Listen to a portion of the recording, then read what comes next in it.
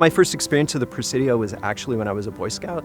I camped here at Robb Hill Campground back in the day when it was an Army base, and it was wet, it was dusty, it was dank, but I fell in love with this place, and I guess I've been in love with it ever since.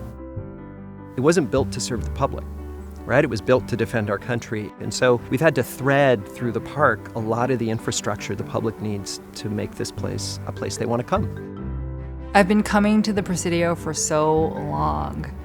It is a place that I have probably spent more time than any singular place in my entire life. I don't know if I have words to describe what it means to me, but it is home to me. Over the last 18 years, seeing young people feel a sense of community, to actually call this place a second home, it really hits me. It's still to this, even though we hear it every year, it hits me how much young people are yearning for that sense of place.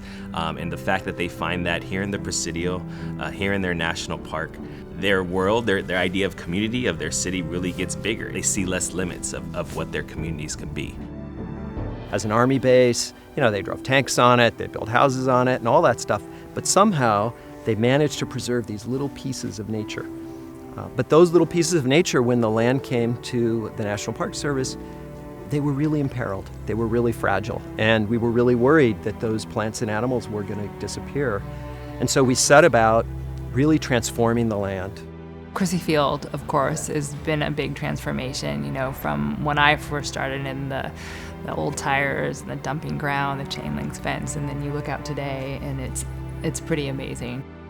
Polin is named for a spring that's located just up the hill. So if you came here 20 years ago, what you would have found here is a little bit of grass, a couple of picnic tables, and a lot of eucalyptus trees. Underneath all that, there was this amazing natural creek. We knew that if we brought that creek to life, that nature would rebound. If you were here in 1994, the main post was a ghost town. But because of the rich history and because it's in the center of the park, we knew we wanted it to be activated. And the goal is really simple. We want to create a place in the Presidio where everyone in our community feels welcome and where everybody knows that they can begin a rich array of experiences in the Presidio. When I walk around now, everything from the signage to the lawns to the buildings to just the amount of trails that you can visit, the amount of significant sites that are really relevant to people. I think from my own personal story, the Presidio will always mean opportunity.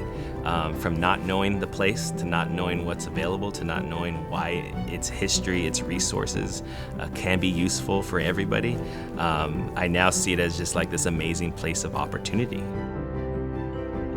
It has changed from a military base to a grand national park site. That just says it all right there. It's up there with Yosemite and Yellowstone and Grand Canyon. It's a place to go.